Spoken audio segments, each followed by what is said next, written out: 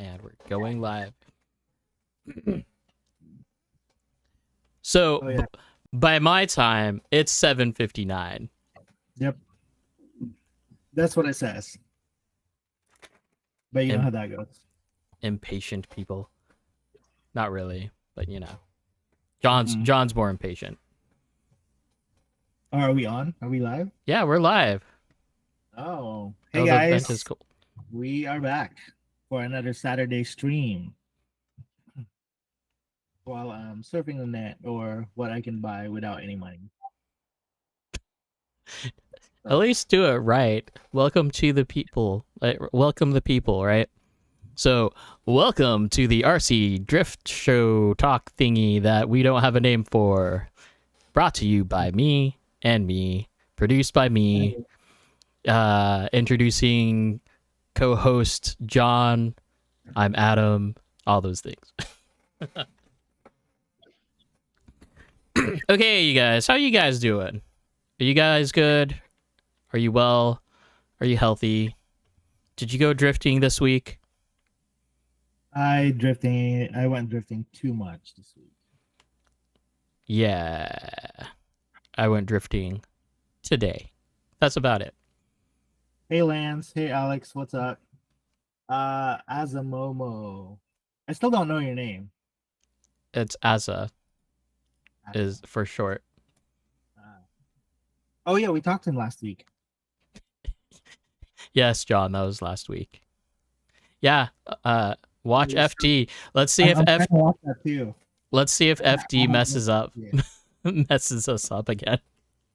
Well, we'll just get messed up because I'm not paying attention. I'm trying to pay attention to FD. It's just on YouTube, right? Yeah. But it's live right now, so. Ooh, it's Asmo versus Denofa. Formula D.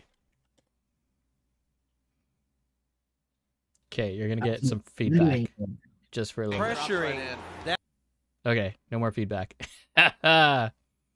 Nice. Okay. Is it just me or like everywhere you look, like if you're looking at an A90, it looks huge, and then only until you're up in like real person does it like look like a tiny car. Yep. It's crazy. Almost the same size as the 8.6. It's crazy to me. Like, it's not small. Yeah, it's not a big car. It's a wide body kit.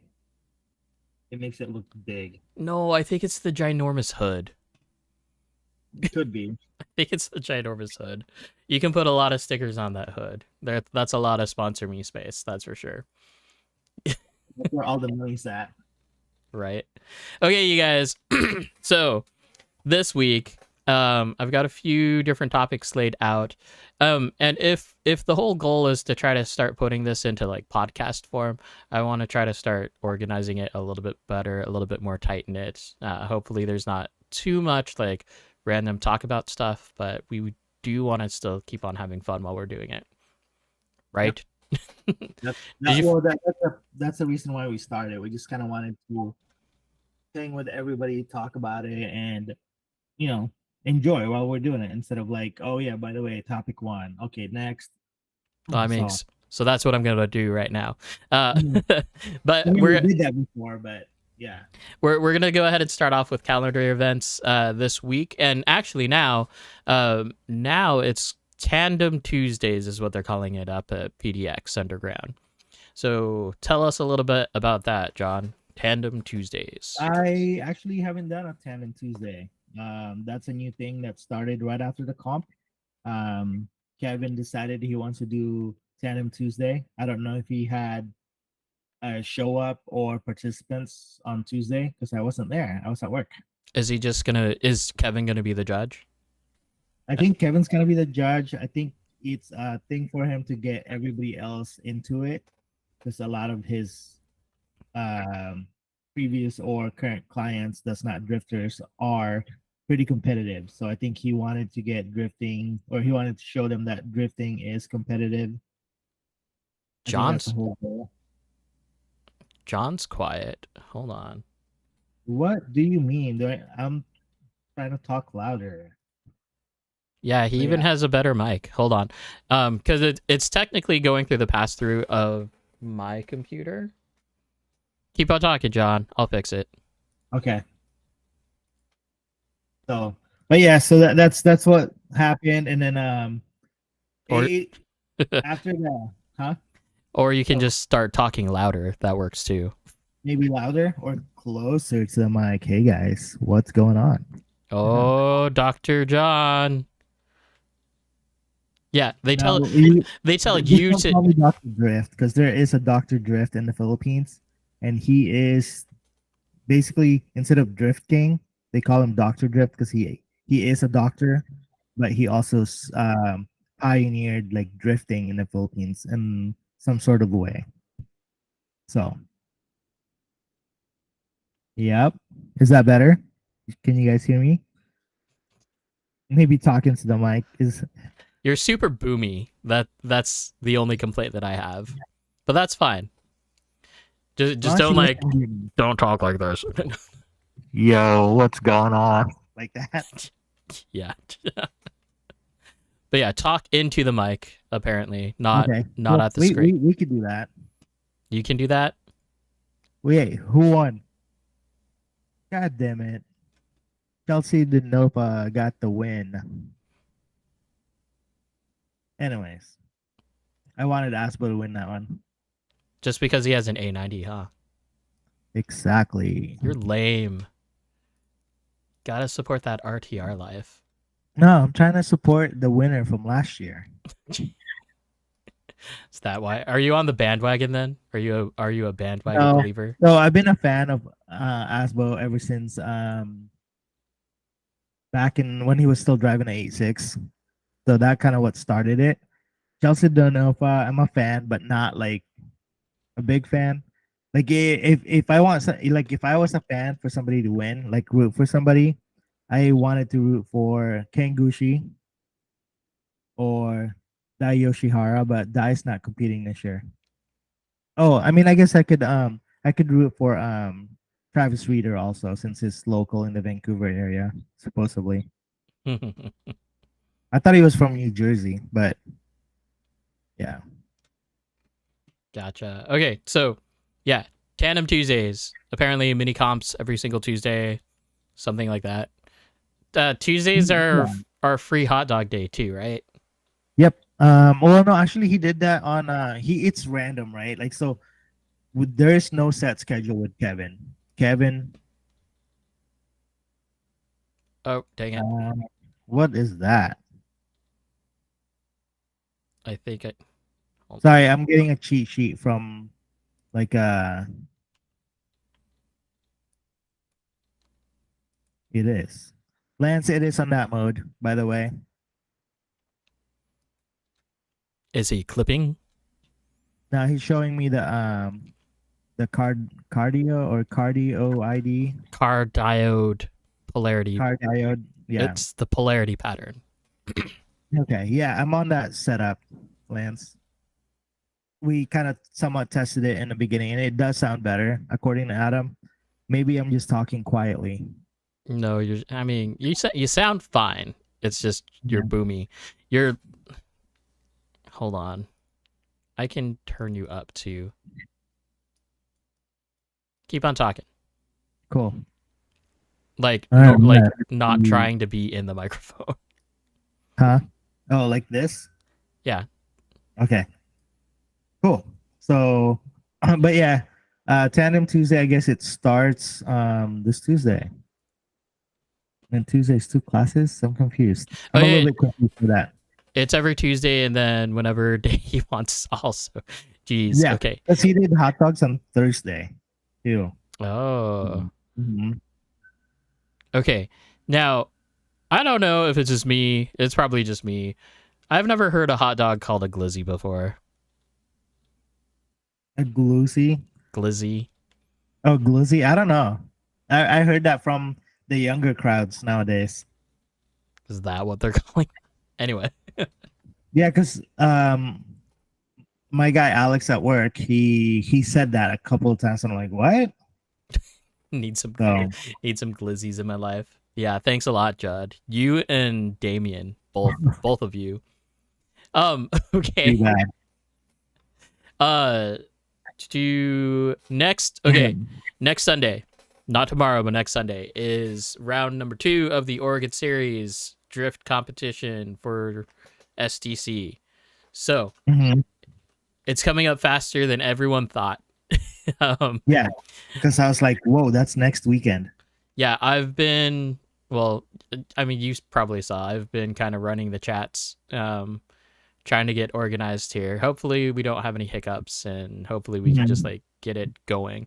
Um, the well, no, I won't say anything about the track layout, but if you were at Import Expo, Import Expo show, we're hoping that we're gonna have just as much space as they did there. I didn't go to that show, but yeah, I think Jake went, and Sean said that we should be good. He actually said to begin with, like, we'll just figure it out when we get there. So that was a little bit worrisome. Uh, well, I think we can set up a track, like as long as there's minimal hands that's like, oh, this is how the track should be. I think if we showed up at the place and one person had a track and then everybody just literally just help and lay it down, it shouldn't take that long. Mm-hmm. For sure. Yeah, like basically once we get the layout, there's gonna be a few guys that should be running tape. That's about it, and then maybe a half hour to run clipping points, hopefully, or who knows? We'll just throw some discs out, and those will be the clipping points. Right, you got to hit those. That actually be pretty interesting, We'll just wing it. It'll be fine. right? Now, did we confirm who the judges are for this one? Same judges, I think. Same judges. Yeah, Okay, I thought so.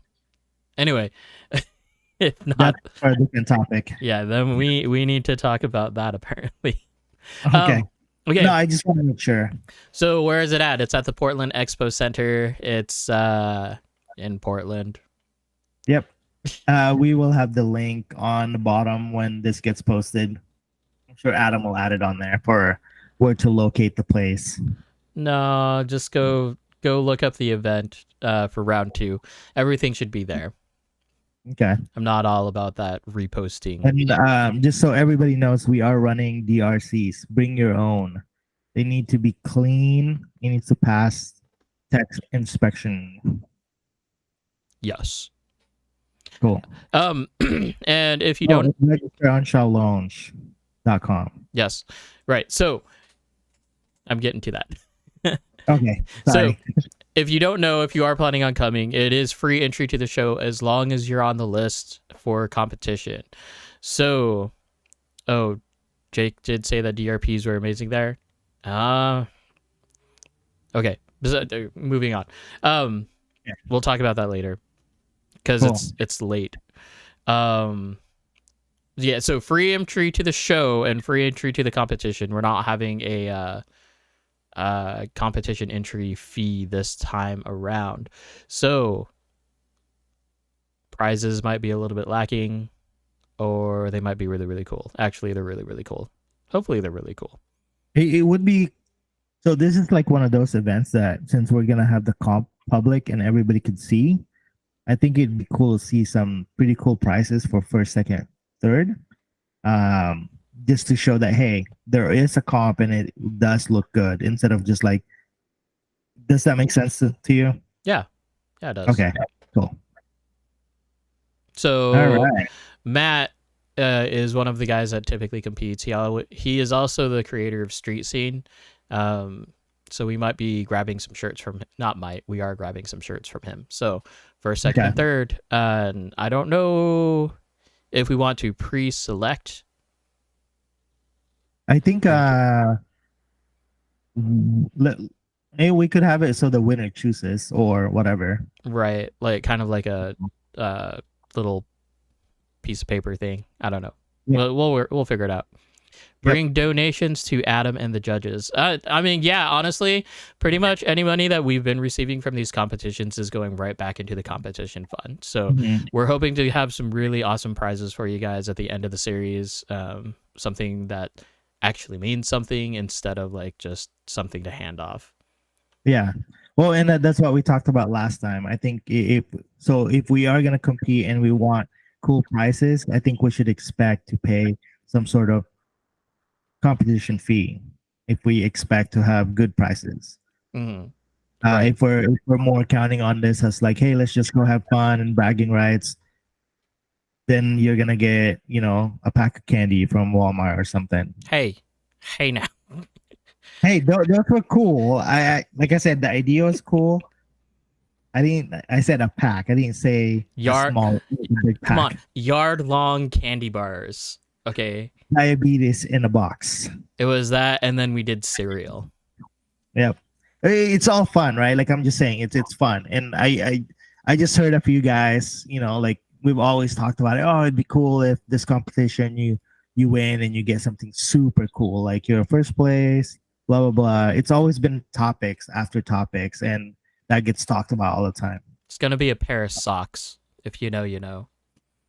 Oh, dude, toe socks. I'm down. You're not in the chat. Never mind. No, not that kind of cat. Not those socks. Damn, PG, Adam, PG. Hey, I kept it PG. I just had to lead your mind to it, okay? You That's just pretty didn't bad. get it. Pop-Tarts next time. Pop-Tarts. Okay, I'm game. Let me know which... For Lance's, or not Lance, Judd's donation comment, we take addiction body donations, RDX parts donation, maybe some RevD, Reeboks, Gyro donations. If they are Those would be bodies, good donations, yes. if they are bodies, don't give them to John because they'll just sit forever. What do you mean? I painted all the. Hey, the other body that I have, it's getting painted. Just But sit. then, yes, I do have. Let's see. There's two bodies behind me. There's one on that wall, and then there's two more behind me. Actually, Lance, if you want AVC bodies, then you need to go hit up Jake because yeah, the video that he posted had like quite a few ABC bodies, and of course, in typical fashion, when you're just trying to do quick video, you can't even read it. First place D4 clone. No, the D5 clone. D5 clone? D5 clone. Because what it is it's a D5 front end, but it's the D4 rear end. So that one, you can actually run the CLSD without making anything stupid. The Miata body. I mean, dude, that body's like gold. Yeah, they're getting harder. Although it's the second gen of it. Yeah, so it's not even the wide body. It's like the narrower body. Yeah, who in the right mind? Okay, so this M chassis body, this Miata body that we're talking about, the first generation of it started out as a 185 millimeter wide body, right? And because someone contacted R31 House and was like, it's too wide, it looks too cartoony, they decided to narrow it down to 180. Like, yeah. Come on. It's a Miata. It's gonna look funny no matter what you do. Mm-hmm. Okay.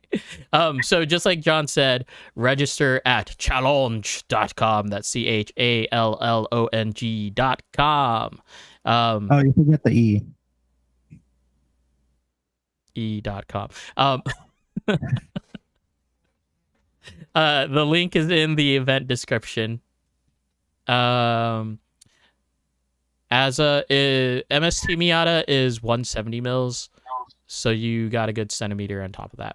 Basically, if you do like fender flares, like the Demiworks fender flares on the Miata, which looks really, really, really good because we have a guy that did it.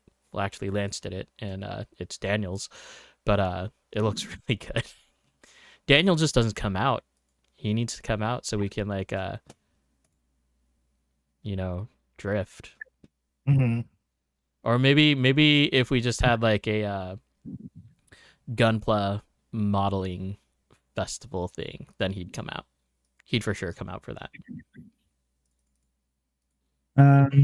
Let's see here. Oh, speaking of the Miata, the MST Miata, if you follow Adam's spec on building mini chassis, you will be able to fit that body, no problem. I have a lot of different specs. If you fit Jake's, like, if you get onto Facebook, or is it on the Discord links? I'm not sure. Anyway, Jake has a pinned thing of like the specifications of his Miata, and I think it's all just standard stuff. We can get him a chair. Like, we'll go run him. We'll go find one of those like lazy boys, and we'll haul it over to Northwest, and we'll call it Daniel's chair. Anyway, oh, hey, one thing. No, being in pain in public is not a fun thing. Definitely not fun. No. But one more thing. If you've already registered on challenge.com, please get on there and actually like make a usable name instead of like whatever names that are there. It'll make it easier for us in the end, or like while doing it, because we've got a lot of tag names on there. Well, I don't even know if I remember my login. Well, I mean, I'm logging in right now. Michael Beekman, welcome to the chat. Welcome to the stream. Hey guys, is there really a big difference between, say, Yokomo and a D5? If they both have the same electronics, if there is a difference, why is that? Thank you. Quality control, and just overall engineering. D5 is fine. It's a budget roller. That's all that it's going to be. There's the pro version. There's like all the different conversions that you can get for it. But at the same time, at the end of the day, if you put a Yokomo right next to a D5, it's the Yokomo's, as long as you know what you're doing, is going to sit on the D5 and just keep pulling away. Actually, it probably won't pull away, but as far as like style points goes and the ability to get there, it'll be easier. Yep. So like, I don't know who A431 is, and Solder is Neil, I'm guessing. I mean, yeah, like there's just a lot of call signs that are on here. Oh, got you on the let's see. I'm like still trying to like Hot Dog Racing, I don't know who that is. If anything, like as long as you're fine. I think the Hot Dog Racing is Logan. Okay. Okay. Like if you're fine with that being announced over the air, like so be it. Just make it appropriate. I don't want like team panty droppers, going out over the air like that. Because we are gonna have a PA there announcing all this stuff. My little PA thing. Thanks. Okay. Lance, the bevel gears on the D5 are so bad. It's like 32 pitch gear or something like that, or something insane. I mean, yeah. Which is kind of funny because if you look at the RMX, it's still bevel. Well, the RMX 2.0 is bevel gears as well, right? But I've never had a big problem with them going bad or stripping out. Ben, who's kind of like a resident PDX D5 guy, has like grenaded his transmission, and it took parts. Like parts for anything now these days are hard to get. There's a guy that I've been talking to on Facebook, and he basically grenaded an RMX 2.5 transmission. Should I be saying grenaded, or should I just say blown apart? Anyway, but yeah, like trying to get a hold of the diff gear and the idler gears are like next to impossible, at least in the States. Lance, so was my Rhino Max, but even the FXX and Rhino aren't as loud as it. Nope, that's the thing. Yeah, and the D5s, once you hit brake, it sounds like it's skipping a gear, and Yeah, it sounds like it's breaking, basically. Oh, okay.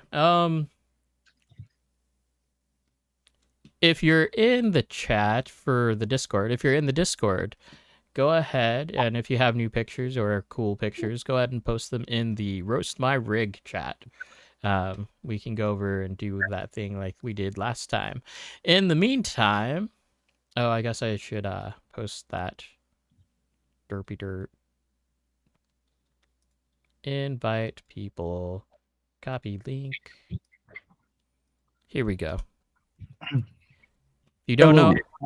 Go ahead. Go ahead. If you don't know how to use Discord, neither do I.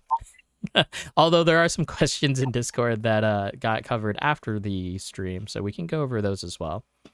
But yeah, Roast My Rig, post pictures there if you want to see some cool stuff. We'll talk about it. We'll do all that fun stuff. What is this? Sam, for the Yokomo RD, it uses the same ESC tray print for the YD2. Yeah, I think so, because it's just a Z. We're talking about Kevin's build. Oh yeah, because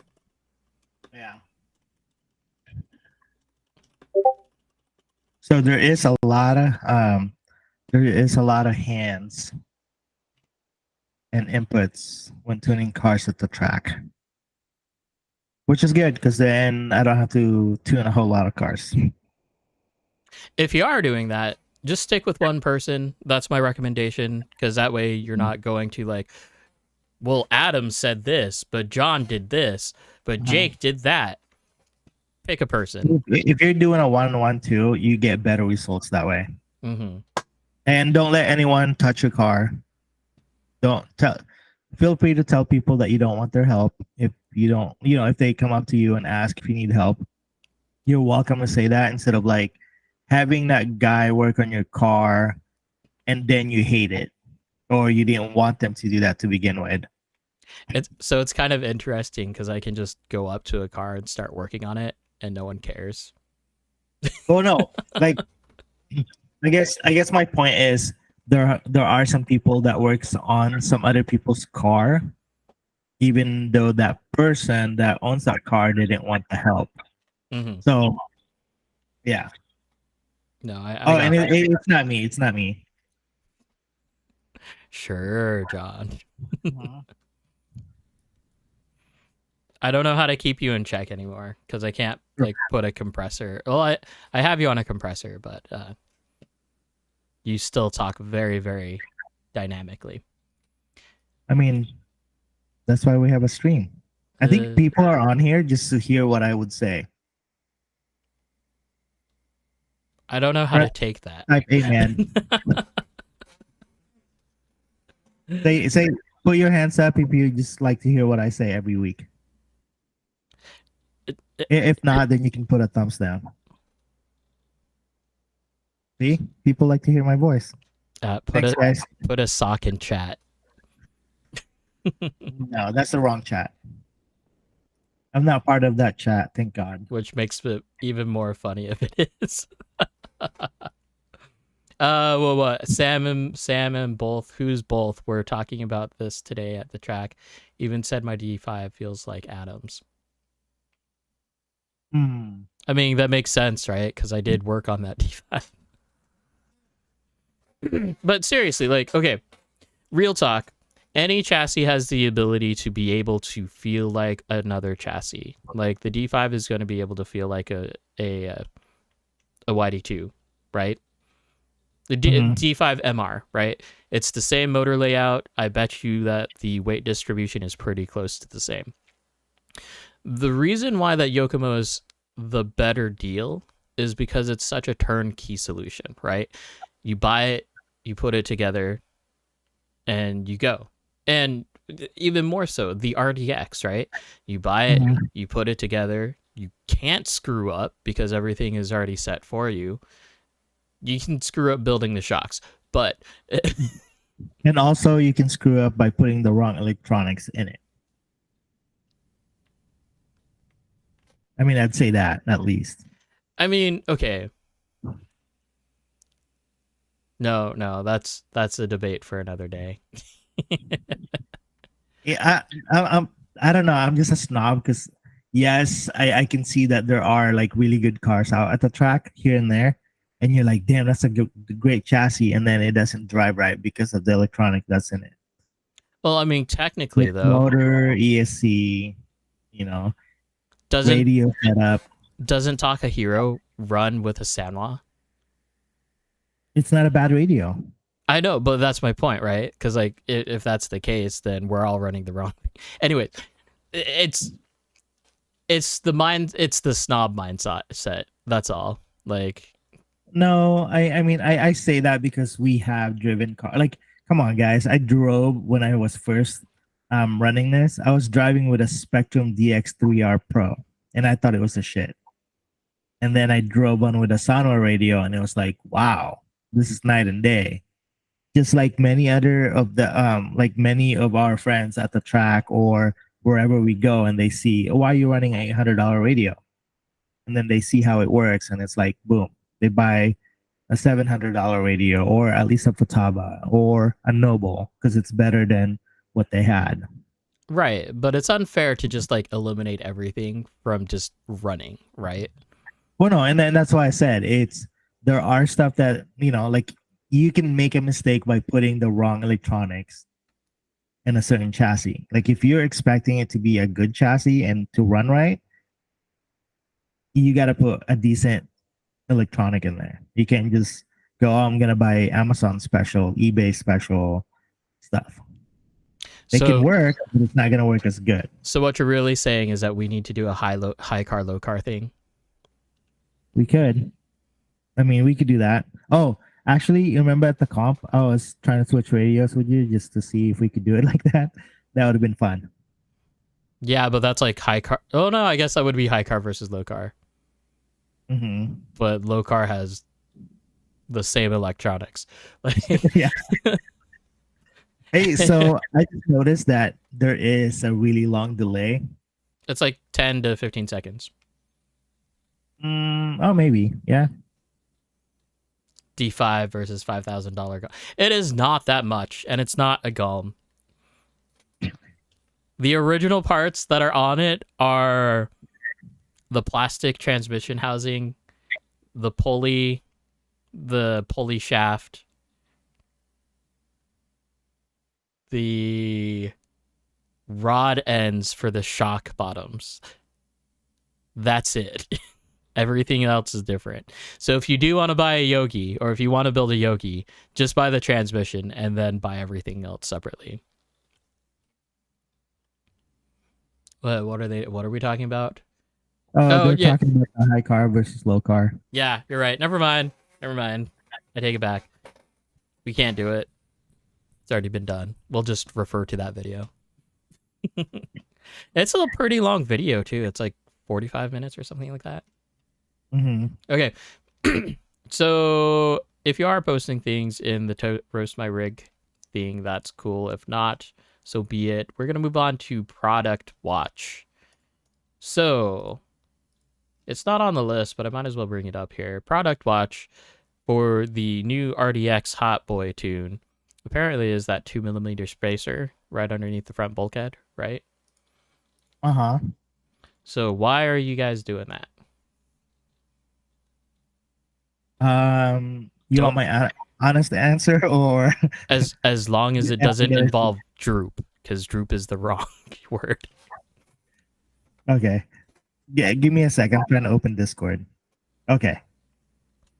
RC Mitch says hi on there. So the reason why I did it, right? Because everyone else is doing it. So the Rev D boys was using it. So I wanted to see what it's all about. Put it on my car, felt great. It's kind of like why I wanted to do a CLSD, because I wanted more traction and go fast. And it worked for me. But so that's originally why I did it. And then after I did it, Adam and I talked about it, and it helps for your roll center for the front end. At least that's what he told me, or that's how I understood it. Okay, so when you're doing this, were you adjusting the preload to offset the 2 millimeters, or were you leaving it there? I was actually no my preload was there already because I didn't like how my springs were just kind of sitting on the shock. Mm-hmm. So I added a little bit of preload to make sure that it's tight on the springs. But yeah, basically I put it on and ran it. Okay, That's all I did. so a few things are happening here. One, you just put 2 millimeters to raise your shock tower, right? Like that's Yep. the physical change that you did. So Mhm. the the way that I see it, and the Rev D front shock tower has the same type of adjustment as well. So I was playing with that too. Um, but you're physically making the shock tower taller, Yep. which means you're raising your roll center, Yep. which also means that because you didn't adjust anything else, you are now 2 millimeters lower than what you had before. Hmm. Or I mean, whatever it translates to. So, I mean, there's a few ways that we can look at this. One, like roll center is really in effect right now, or it's more the idea that you just lowered your front end. Because lowering your front end is a good way. Like if your car feels like a brick and it doesn't want to transition or do anything, lowering the front end of your car will help achieve that. Because Hmm. it's making your weight shift back to the front, um, as it should be. But yeah, so RevD makes an actual spacer for it, or you can just put 2 millimeter spacers in there too. It's more hot boy if you do the actual spacer from RevD. I mean, is it actually hot? More street cred in the RevD life. Can you even like? I don't even. The only difference is that the fact that you'd be able to tell that it's like one piece of plastic or one piece of aluminum, right? Instead of like two separate washers. No, I think it comes down to okay. So the whole hot boy thing was just a joke and like the whole street cred, right? But for me, so sure, I have 2 mil spacers sitting around everywhere. Like I have some in my tool bag. That if I bring it, it's there. But if I don't bring a tool bag, then it's not there. Um. Anyways, so like I did it the Rev D way. I mean, it's $7, right? Two spacers is gonna cost you 10 cents if you bought the Amazon one, or if you have one laying around from your kit that you're not using, or previous kits that you built and you replace those with aluminum ones or blinged it out, you will have one, some sort of 2 mil spacer. The way I did it that way so it looks more factory. Kind of like, oh yeah, cool. Like I didn't want to drive a nicer chassis and be like, oh, here's a part that I kind of jimmy rigged on there. That's why I bought the $7 part. I mean, so if you look at my mini weight shift car, there is nothing That stock doesn't about count. that. That doesn't count. Or like Frankenstein. my like Frankenstein build, the Golem Killer as we called it way back in the day. That had But like we everything on all it. have that, right? Like, so I have the Rev D with the nicer parts and the nicer purple bits. But then I also have my mini shark or my baby shark that Adam still says it's not a baby shark because it doesn't have the transmission. It's not a shark. But it's still fun because it's got the DDS system and or the direct drive system. So it's something different compared to like having a bell crank or a slide rack on there. Which now that you've driven it, how do you like it? Or do you like it? Okay, remember you guys told me I'd hate it? Yep. I actually like it. Mm, Mine is the slight shake here and there, but like that really means he hates it, you guys. no. I like how the car reacts. No, That's the why John there's no John will go through 3 sets of electronics just to fix wheel shake when it wasn't even the electronics fault. it was. Okay, so we'll touch on that real quick. What originally when the Mini had a shake, especially after um switching servos and gyros and whatnot, trying to eliminate the little shake. So if you are running a Yokomo SPO3 servo or SPO3D servo, and then you are running a GYD 550, gyro, that servo will have a shake. You have to tune it out from the servo and the gyro to make it not shake anymore on a certain angle when you're drifting.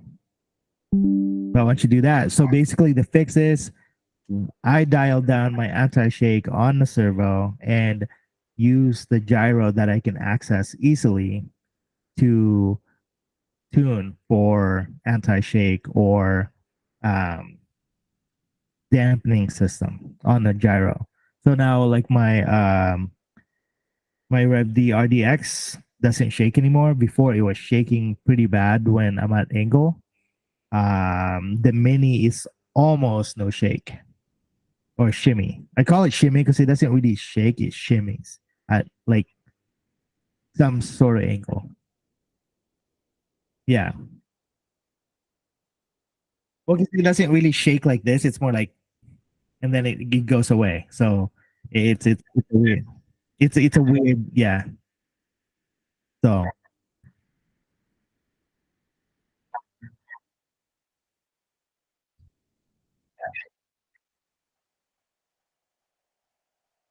I'm gonna try this. Oh, because I'm trying to watch like the chat. So like I'm looking at on my left instead of like watching us talk.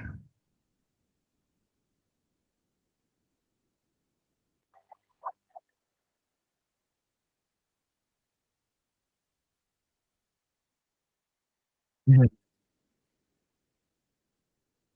Oh, that's my point, right? I don't want this like you guys know we're doing this and we're reading and texting while we're doing all this. So it's I don't know. Right. So I'll just look away and screw it.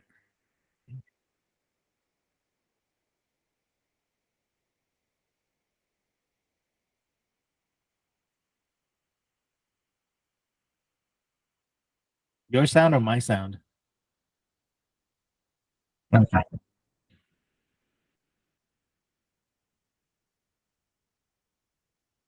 Oh, you muted yourself or something like that?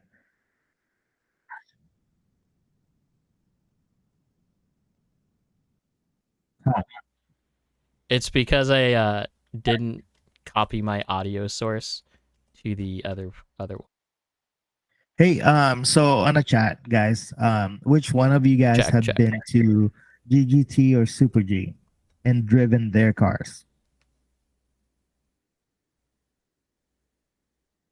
I think Phil and Jake, Phil's not here.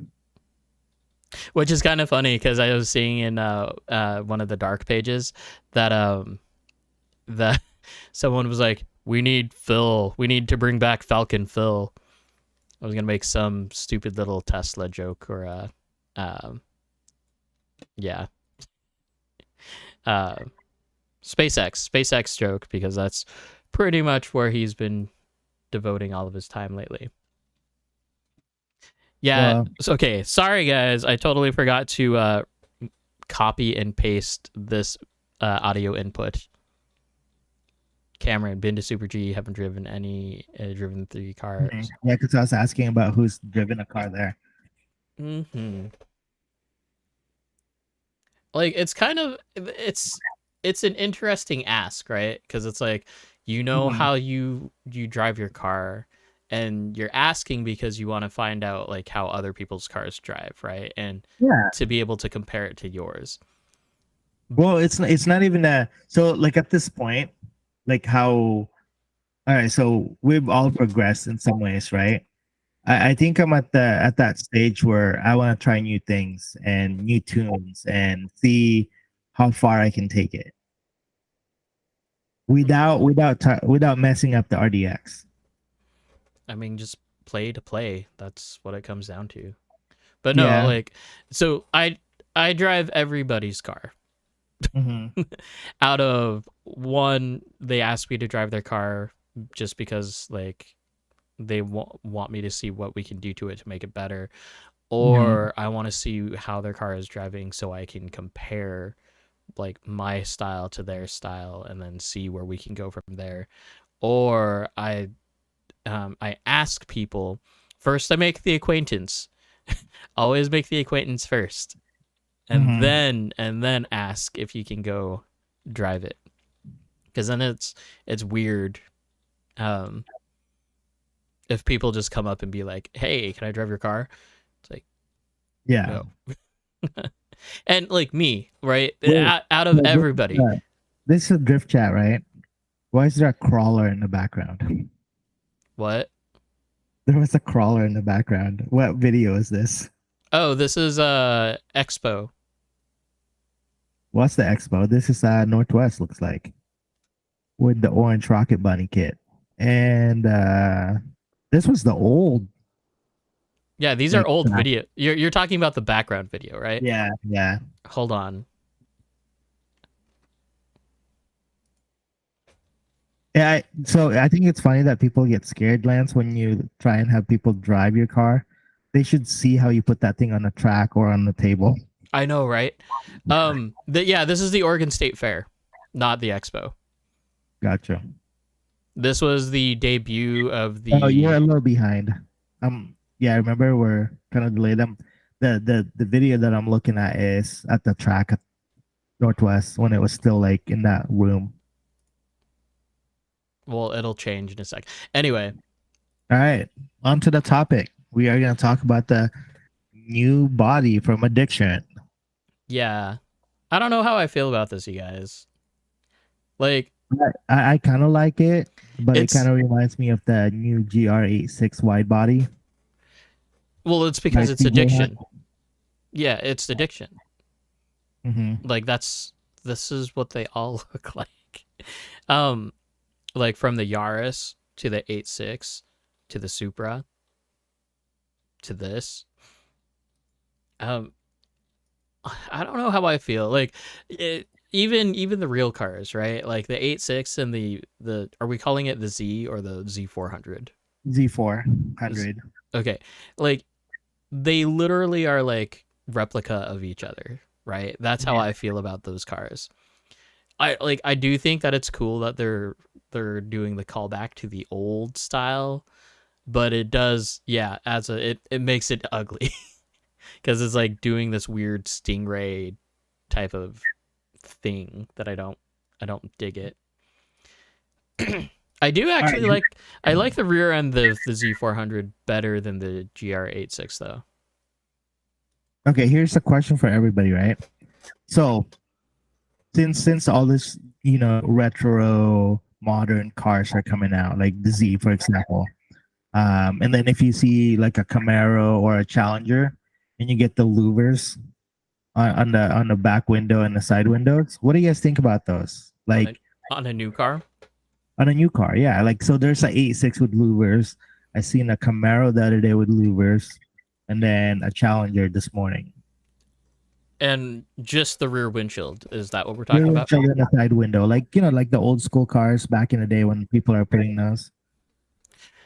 It depends, because there's a very certain aesthetic that it does fit, and I've seen it done well, right? Mm-hmm. But if Joe Schmo just wants to put louvers on and not do anything else to the car, then it looks stupid. Like, you have to fit the theme, right? You can't just for sure. Yeah, that's, I think, the 8's got to match. Mm-hmm. It would be, so what I want to see is, I want to see like a conversion. So instead of body kits, I want to see like a full conversion kit for like the modern cars to put like an old school body in it, like on it, kind of like how we can do it with RC cars. That would be kind of cool. Replace the whole shell and interior with the older stuff. That's what they do. I know, but like you can get an entire tube frame for a Mustang or like even a Chevelle. But that's a frame, not like here's an old school 1969 Mustang and put it on your 2025 Mustang, right? Like, but that's what it effectively is, because like you buy the frame, right, and then you just put a different motor and whatever transmission you want in it. Yeah, that's true, but it'd be cool to have all the new car amenities But yeah, it's an old school body, like completely old school from like the 1960s. Well, and then now we have like all the stupid copyright, the whole um Eleanor like lawsuits, right? Mhm. Who was doing it? Uh Build something build. He's out of Portland or he's out of Oregon. Oh, weird, crazy. He has the fastback Mustang. Yeah, B is for build. Thank you guys. Mhm.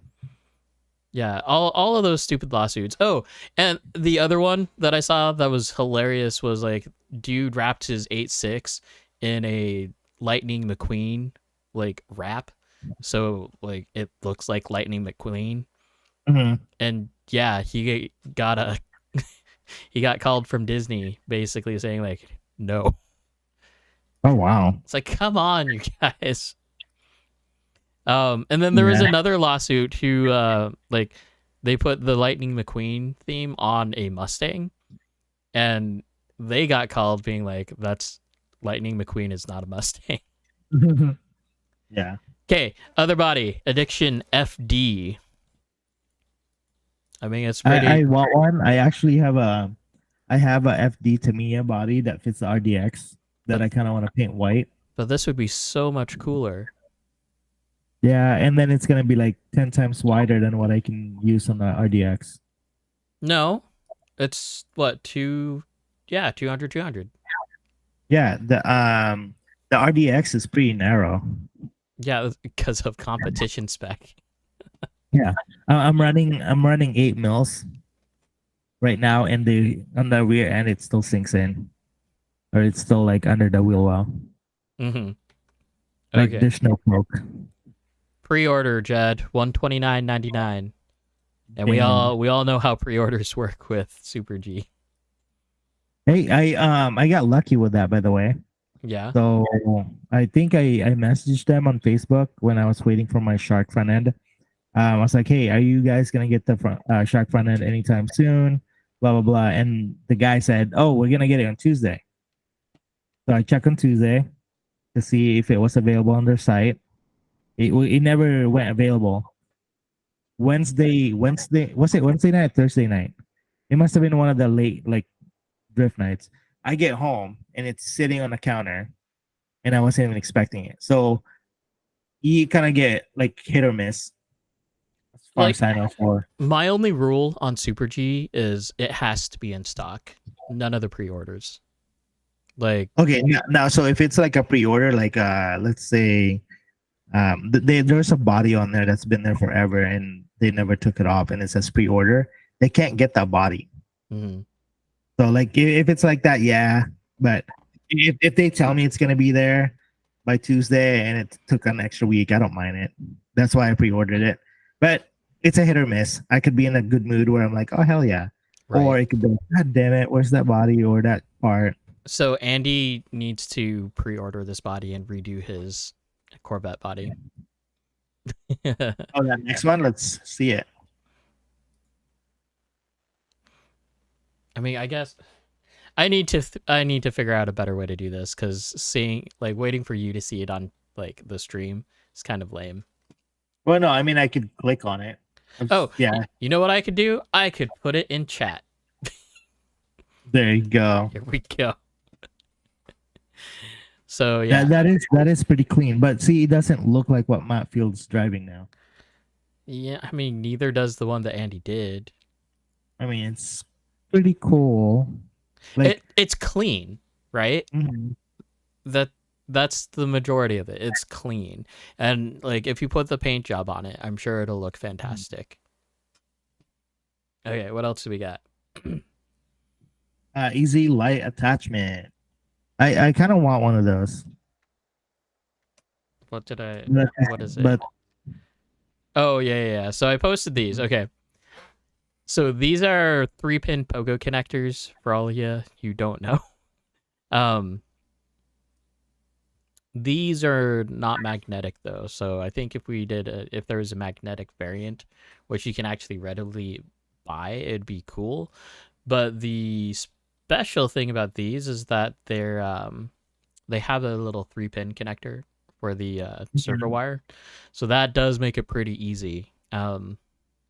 Let's see. Yeah, here you go. This is my only complaint, is that you'd have to do a lot of fiddling to make sure that it like fits proper.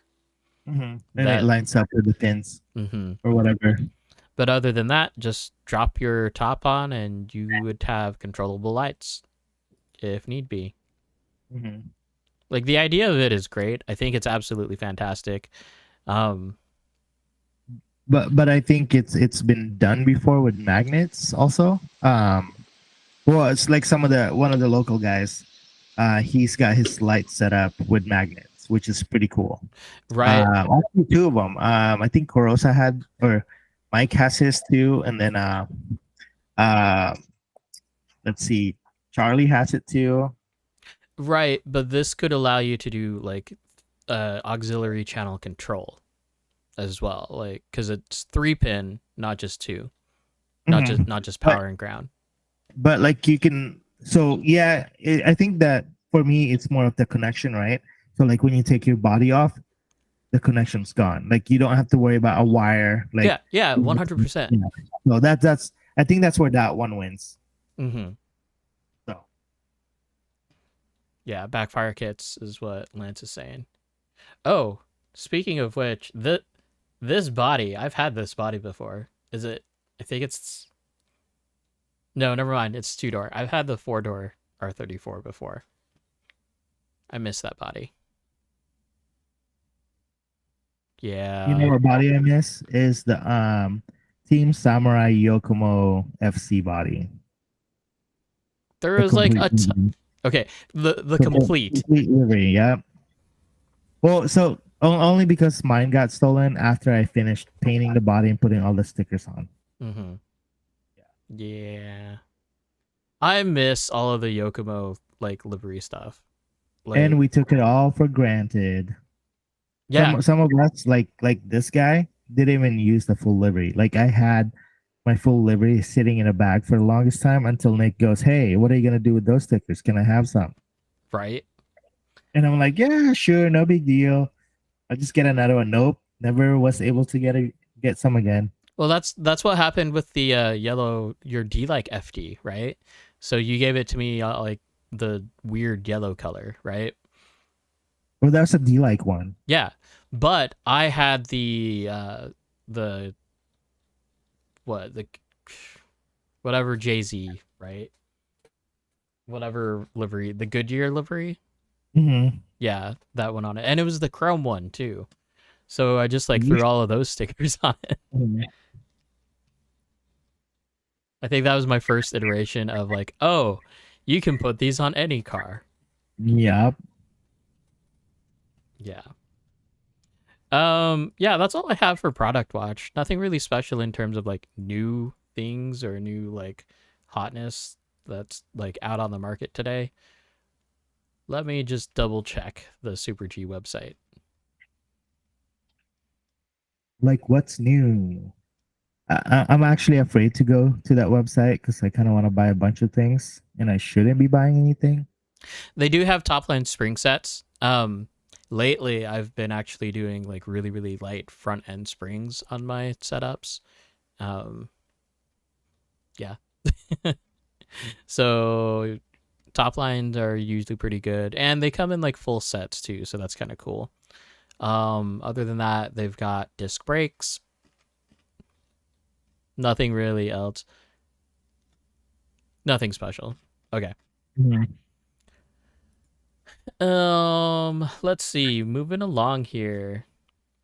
So now we're into topics and questions and all that fun stuff. Oh, okay, yeah. You want to talk about the first one? Okay, so a topic came up in some chat. Hold on. As a MST dropped new bottom end 2.5 classic chassis last Monday. I'll have to look into that. I don't know what that is, other than it's a 2.5. Honestly, if they just redid the GT, the carbon version of it, then that's funny. Oh, did I say I drove a GT the other night at the track? You said that and you tuned it. Yeah, like So tune that. That's interesting because I didn't expect to like it because it's MSC. They never really worked for me, but this one was working pretty good. So My RMX is fire. And yeah, then with a 17, then 21.5, 17.5. it's a 17.5. And then one day someone's gonna hit me from the side and I'm not gonna catch it. And the steering rack is gonna go stupid. And that car will never drive again. Right. Okay. So let's talk about your observation about the Hold on, I didn't even do the first question yet. So over the week, and actually we can cover what we missed in Discord as well. But the question came up. I'm not able to keep up with my stock electronics. Will upgrading make it better? I don't think it was in that voice. That's just what came out. So I'm sorry if whoever put it there. so that's like one of those questions that's like double edged, right? Or you could answer it many different ways. Like, yes, upgrading will make it better, but at the same time, like how we discussed it before in the same stream, uh, they were meant so you can learn how to drive with those settings. So when you upgrade, you're a little better. It does make it easier to drive with better electronics. Yes. So my answer, it's usable. It could be better. My 2 cents or my feelings is I would give a knife to a doctor to operate. I wouldn't give John a scalpel to operate. That's just scary. Hey, I could cut pretty good with the right equipment. But like that's what it is. It's just the right equipment. And technically, like, as long as you have the right tools for the job, anything is going to be easier, right? Yes. Like, it's always about that mentality. As long as you have the right tools for the job, it's going to be easier. Or there's a tool that exists for this specific job, very specific job, that can help you succeed way faster. Yep, exactly. So very well put. Like, even on stock electronics though, like, I believe that driver mod is a big thing. As long as you can show like someone that car drives and is a capable car of driving, then I think that proves to the person that I'm gonna be okay for the next little bit.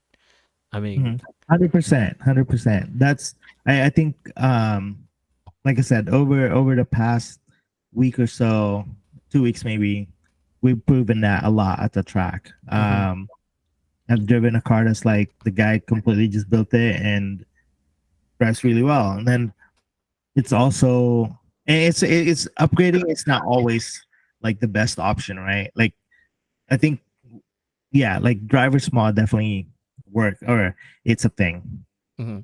And up like the pathway of upgrading too, that matters too. Like if anything, I would say keep your stock electronics but upgrade your radio, and you will have a good day at the end of the day. Like even with the stock gyros that the MSTs are coming out with, they're fine. I mean, they're not great, they're fine. Since you mentioned gyro, I was gonna add this real quick, just for the guys that are thinking about upgrading or has upgraded to the new batch of Yokomo V4 gyros. They've had some faulty ones, or didn't it passed QC without. I think there's a few that's been defective. I've seen 3 or 4 at our local track. One guy, his endpoint button is faulty, so it engages into endpoint settings when you turn on the car, and then you have to shut it back off and turn it back on, and sometimes it works, sometimes it doesn't. The other guys that we noticed, we were trying to help him, or Judd was helping him get set up, and they had to put the gyro upside down so it works properly, because the reverse dial or little switch is broken. So that I think he's in the process of sending that back in to one of the distributors. The other one was a very it's stuck on assist mode for some Mhm. reason, or it's glitchy. Like the car will go straight and then it'll all of a sudden turn left or right, and it's not a Futaba issue. Mhm. Um, so because we tested that also. After he replaced his gyro with one of Judd's Onishiki, it works fine. He replaced it with a GYD 302 or GYD, sorry, GY 302. It worked and it was drivable. Mhm. Uh, so yeah, just a heads up. Yokomo V4 gyro, a batch that they got recently within the last month and a half or so, are faulty, or some are faulty. There is also another gyro mentioned either today or like yesterday or something like that. But it was it was probably the Onisiki replacement one. Yeah. But they're using a Futaba GYD 450, and j- just to let you know, so the 450 doesn't actually have endpoint adjustment, even though it does have endpoint adjustment, not like the V4 does. So those are the things that put that gyro below the V4 or the Revox gyro. Mhm. So So right now, just to recap, we have the Yokomo V4 as a dependable or usable gyro. We have the Reeboks, and then for me, I'm still at the GYD 550, just because the ease of tuning and use with my radio. which is funny because it's not as easy. um, Okay, the so it's not as easy as in like plug and play, but with more tunability, I think we're getting close to where, well, now we know more, right? Like we can tune what we need to do to make it work better. right, Mhm. 100%. So But if you don't have the patience to like just sit there for a day to figure that out for yourself, like the settings on gyro, then it's not for you. or if you don't have a group of friends that kind of like pressured you into getting one. No, I'm kidding. No, so I'm lucky because I have a pretty good group of friends that, either tried the part before I bought it, or they know how to use it. So I'm like, okay, cool. Or, Adam is Mr. Knowledge of like parts and equipment. So I'm lucky because I have that in my pocket. Like, oh hey Adam, what's wrong with my car? So I mean, there's that like knowledge base. It's always good to have. Hmm. You really need to know your stuff before getting into the 550. It's not even that. It's more the fact that you just need to take a day and like go from minimum settings to maximum settings and just Mhm. give everything a try, right? It's understanding what they are, right? Because Mm-hmm. yeah, sure. If you gave me like if I was new and you gave me a V4, I wouldn't know what to do with it. Like I remember when the V what look, coming back to RC drifting, after not having a drift car for like what was it, like 6, 8 years or whatever, maybe shorter. But I was running a D like gyro for the longest time. And then I got into the V4 and I was like, oh, what's the endpoint? What's this? What's that? Um, but it's just understanding what you're getting into, right? That helps a lot. I think Um, Alex and Lance were the ones that first told me about the V4 and what endpoints were. I Bring think it it back full was, circle. well, no, Matt said it too. Matt, back in the day when that place was still there, like, Mm-hmm. oh, this is a good one. This is a good one. But yeah, it's definitely like we have a group of friends that like technology, and we're lucky in that aspect of it, right? Because I feel betrayed because everyone's ditching their 550s to go to the Revox. I mean, it's fine, but it is what it yeah, is. Like it's as simple as pressing a button for the Revox. Either one button presses or two button presses. It really mhm, is that simple. But I just didn't want to change my chassis that much more to get them to feel right. That's all. yeah. Michael in chat, is MST worth spending on, or Yokomo RDX only way to go? I mean, it's whose ever cup of tea it is, right? Like it's Yeah. it's a good chassis. It's fine. It's proven. The turnkey solutions are the Yokomo and the RDX. That's 100% like the truthful answer. You don't, as far as the MST goes, turnbuckles and shock. No. Yeah, turnbuckles and shocks. That's about it. You don't even need the shocks. The shocks are like pretty decent on their own, the plastic ones. But as far as like upgrading to TR56s or TRFs or Yokomo big bores, that does the chassis like really, really good. And diff. Yeah. So, okay. I will say that MST's parts now, because the confusion that I have between the 2.0 and the 2.5 parts, I know what they are. I know what the differences are. I have troubles trying to find the specific parts for each one of those chassis just because they're both RMXs. Like it annoys the crap out of me. Cameron, I'm going to be the guy that buys a chassis to fit a single body. I mean, even the Rhino fits multiple bodies, but it is very specific. Yeah, I mean, I think the question about what Michael MST worth spending on, if you're getting into the hobby, the new MST kits are pretty decent. Or not kit. The RTR versions are pretty decent. But if you're gonna build a kit, RDX for me is the only way to go, because it has been proven it does work. We've had a few guys that put it together and put it on a track, and it's great, given that you put the correct electronics. I mean, even with crappy electronics, I'm pretty sure it's going to do a lot better than what that person might do with another chassis.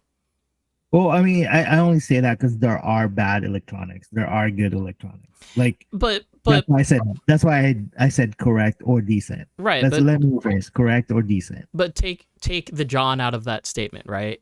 So you have Billy Bob Joe, right, who just bought a YD2Z, right, or an RD 1.0, and doesn't matter what electronics that they know, right? They could be putting anything in. It's my point is that yes, there are better electronics. There shouldn't be so much emphasis on the right quote unquote electronics. Like, what is a drift motor? Like 100% serious question. What is a drift motor? Is it a drift motor because it's in a purple or a red can? Is it a drift motor because of the fact that you paid extra money because it says drift? Not necessarily. Like, the fact that we say drift motor is because but see, you like the way I said it. I said correct or decent electronic. I didn't say it has to be drift electronics. I know, but that's it, they go hand in hand, you know? Like, if you're taking it literal, like if you hear people say, "Oh, you got to buy a drift servo," like that's different, right? Because then, yeah, if you're new and you hear drift, like, and you're drifting, it's kind of like, oh yeah, I could run that. But if you're talking to a guy that's been in, so and Lance is right. Drift servo is definitely a thing, right? 100%. Yeah. But like, okay, my RMX, right? I can almost guarantee that I can keep up with everybody and maintain proximity. And it has a $125 cheap basic like Hobbywing ESC with a clapped, like really worn out race motor from like 5-6 years ago. Those are not the fine electronics that you're talking about. I can guarantee you that. Well, but you're now, like, you're talking from your experience, right? You're saying that you can keep up with everybody with whatever electronics you put on your car. Cameron can keep up with my car. Yeah, but I'm like the way I said it, it's they're gonna be a good chassis with this combo. I didn't say this is the holy grail. I think we keep every time we have this conversation, it's always like holy grail of whatever.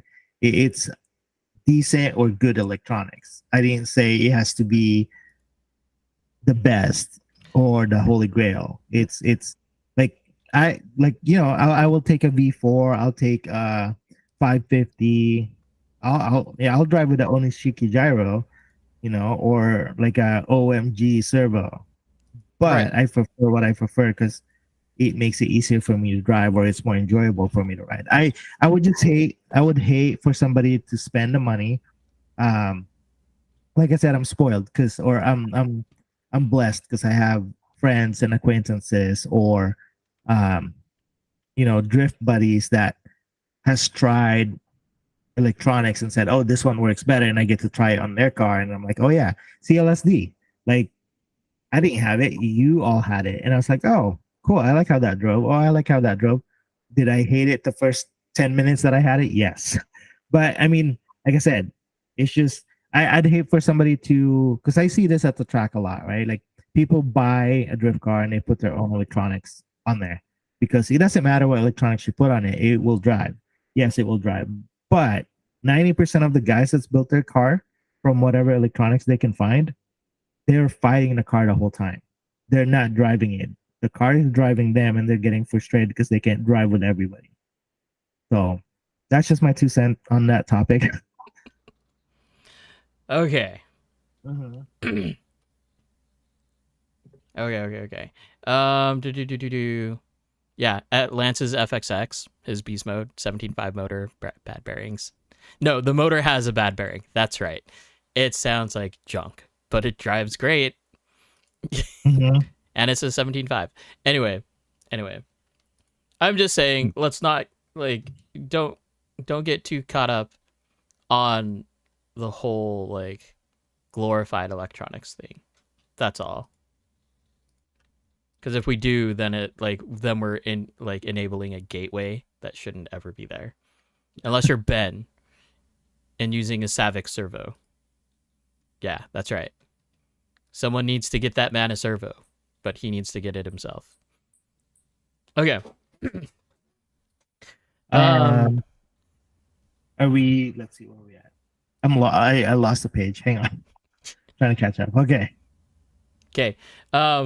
Observation about the final. Oh, so I drove Judd's final form after Mhm. competition, and there was a lot that needed a little. There was a lot that needed help with it. When I initially drove it, the front end didn't move. It kind of drove like, well, it drove like junk. It drove Yeah. like really, really lazy. Didn't want to do anything. So we did fix. We fixed the IFS suspension. We put him on the outside links instead of the inside ones, which made his front end actually work. And then I believe he's done a few other changes as well. But now, he made the same. I wouldn't call it a mistake, but it made the same experimental move that I made, where he took out the stiffening spacers on the wings of the chassis, which, from my experience, my Shark feels like junk when I try to induce like torsional flex to it.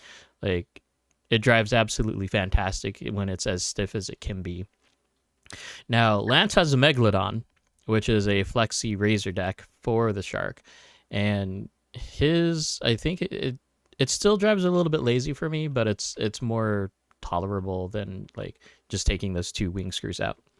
So yeah. Shark drives better stiff. Make sure your IFS is moving freely. I'm not a fan of the whole spring-loaded like lower arm thing. That it's really weird. That I'd rather just replace with spacers and do the tried and true way and be perfectly fine. Judd, Sam has a Hydra deck. I think he was there, so if you saw it driving, that's what he's on. And I made him get the solid deck, not the flexi deck, because of the same discussion that we just had. John, you want to cover anything? All right. Well, no, we can talk about the next topic, which is, what do you need for a full Accuvents Futaba setup? If you want to go to that one, and we can keep moving along. Okay. So yeah, we get a lot of questions in our PDX chat and whatever chat, to be honest. Um, Mhm. and honestly, it's pretty easy. It's just a lot of parts, and it hurts your wallet really bad when you do it all at the same time. Yep. Um, and even separate, right? Yeah, as a money answer is money. Mhm. So, I mean, just to put it out there, though, so you either need a 4PM, 7PX, 7PXR, or a 10PX. Apparently, the 4PX will do it as well. I'm not 100% sure about that, but I think Kenny has one of those radios now. Mhm. Um, okay, but okay. Okay, Um, can we do the let's do the radio. right. So, Um so as far as the money thing, I want to come back to that because the answer is very deceiving and stupid because it's deceiving. Anyway, so yeah, radio. What are we focusing on radios? okay, so I just want to touch on the radio part. Yes, you can get a 4 p.m. to connect to the S bus and your gyro on a GYD 550. But if you can spring for the extra, what is it? So it's like 300, 350 or whatever. Um, Step up and get a 7PXR. It's more than that. Oh, yeah, whatever. So it's like hundreds of dollars. Yeah. Right. Right. You make No, it okay. sound so easy, John. Well, no. So the reason why I say this, right? Like, sure, like I'm all for saving a little bit of money to get an extra body or extra wheels that can make your car look better. But if you are gonna upgrade to something a little bit better than what you have, like say a Noble 4 p.m. or let's say you're running the 3 p.m. and you want to upgrade to a radio, get the 7PXR. Or the 7PX is not bad. That way, when you have your 4 p.m. We've had problems with the 4 p.m. where when you have a lot of 7PX or 7PXR, they get glitchy. And Adam has had this issue, and he bought a radio right there on the spot to get away from that. So Um, that's the only reason why I say step up and get something other than the 4 p.m. it has been fixed. We know that, but at the same time, it did happen. um, what else was I going to say about that? There is a response increase from moving from the 4 p.m. to the 7PX though. Mhm. That was is very minor, but it is it's there. Like it works. Um, Judd Judd's shark. Anyway, Judd's final form is in Discord. Okay, Yeah, we can do that next here after we finish this yes. after that setup. So So you can still get a 7PXR on A main right now. They're still $700. If you can spring for the 10PX, I would do that instead just because it's newer. You might as well do it. It is what, $100 more? it's $100 more. But heads up, if you like the feature on the 7PXR where you can have your picture and telemetry at the same time, get the 7PXR. If you're more worried about the speed that the 10PX has, get the 10PX. It does have some cool telemetry pictures or images on there, but you lose the custom picture on per model if you're using telemetry. It's I just haven't figured out how to make it work together yet. yeah, it's just the fact that you can't have them at the same time. You can still Yeah, have each one, just not at the same time. yeah. But Um, if you like me, that you like your telemetry, especially for battery and temp, I use that a lot. So yeah, I have a cool picture of my radio, but no one sees it because all they see is my telemetry, or well, all I see is my telemetry. um, I mean, it's a trade-off, right? For that one Yeah, little thing, you get shortcut keys. You get the ability to plug in a USB cable from the radio direct to your computer, so you don't have to Mhm. use anything Yeah. stupid. Um, Mhm. it feels better in the hand, like the way that they did the weight on it. It feels better in the hand. Um, Yes, that. I do hate the buttons on the base. They make no sense to me, and they're just stupid. But oh well. Right, like you said, trade offs. Yeah. And then so yeah, For receiver, Adam has more. He's tried more receivers than I have. Um, Basically, I use No, that's a lie. 334. Technically, you've used more receivers than I have. You have the 404. Which one's the 404? It's the one. It's the one without the antenna that looks like an L, kind of a blade thing. Oh, It's the one that came the with the 10px. the F4G receiver. I call it the F4G receiver. Yep. Sorry. Cameron, Cameron, if there is a way to take the buttons off the 10px, actually, rephrase. If they designed the 10px the same way that they did the Xbox the Xbox One Pro controller, where you can like have those things just by attached by magnets, that would be the coolest radio, and it definitely wouldn't be made by Futaba because they're not going to do that. Okay, Noble, step up. Although, okay, but so the Noble MB4 Pro is kind of cool, but I've heard problems that they can actually cause issues with 7px's even. Anyway, okay, so receivers. If you want to run AccuVance and the cool S-Bus stuff, you either need a 334 receiver or the 404 receivers. The 304 that comes with 4PM, or the 304 if you buy it just because it's cheaper. It says S-Bus on it, but it's not going to do the actual S-Bus work.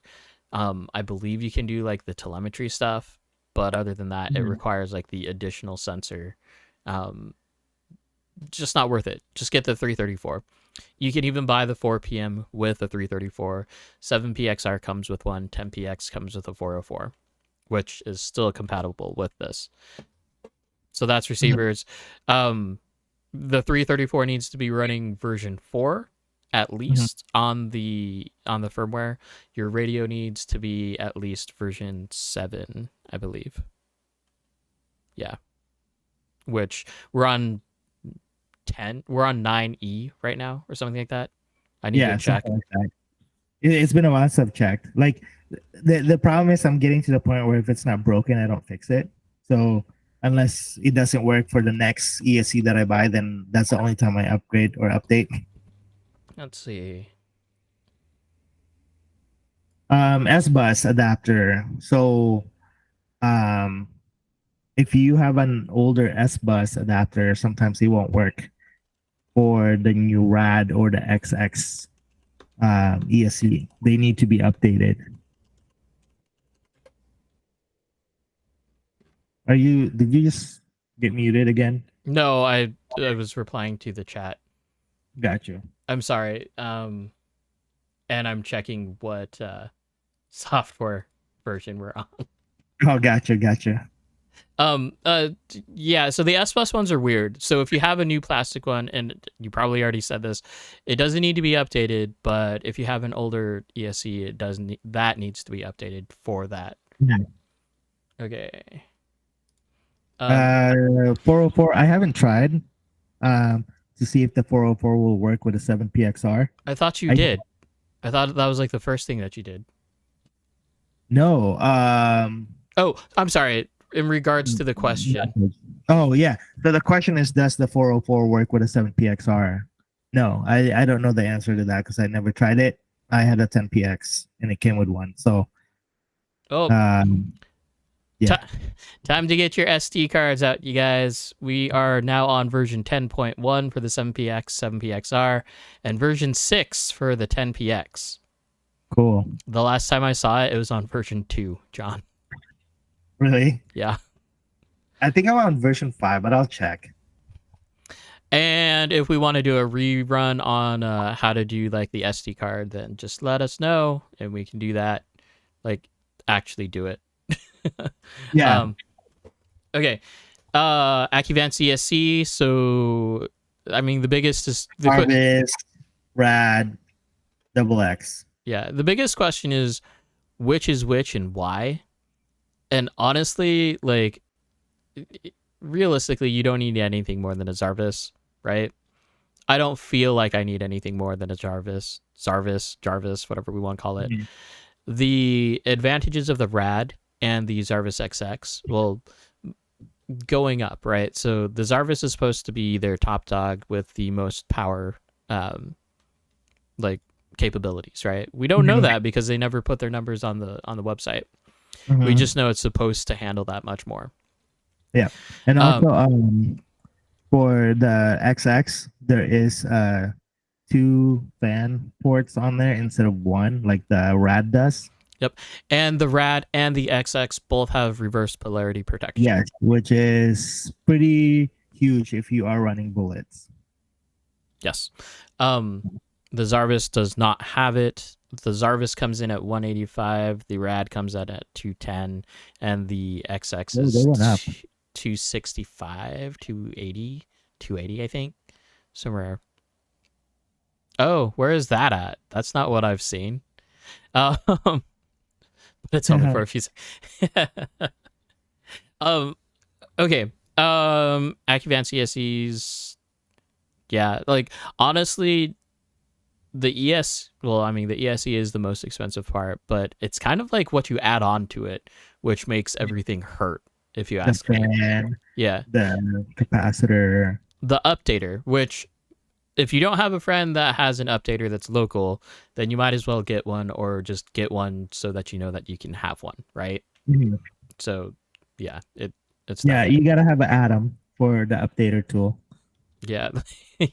Too many times has that come up lately. I mean, a lot of people are buying more AccuVance stuff, so that's cool. I mean, that gives us the ability to say, hey, let's get AccuVance on the shelf. Actually, we need to talk to Kevin about that, because we can do it. It's just there's no markup on that. Different cat. Yeah, I know. RC Mart. So RC Mart for us is kind of weird. Although apparently they just did an update on their small box shipping, so I might take a look at it again. Oh, okay. So if you don't have one, get the updater, or just have a friend that has one. That's local to you. That way, it's not like, hey, you gotta wait for Adam to come up to PDX. Right. Although, like, there's a few of you. Huh? There's a few guys up there that have one. It's just who has them. Yeah. Micro SD card. You can buy one that's preloaded from Super G for $7.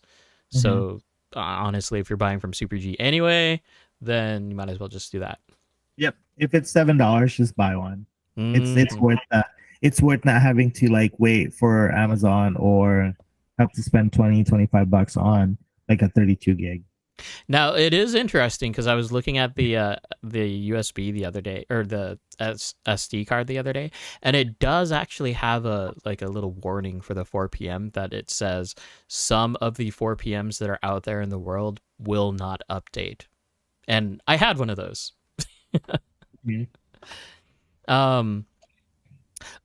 And be careful about inserting your SD cards.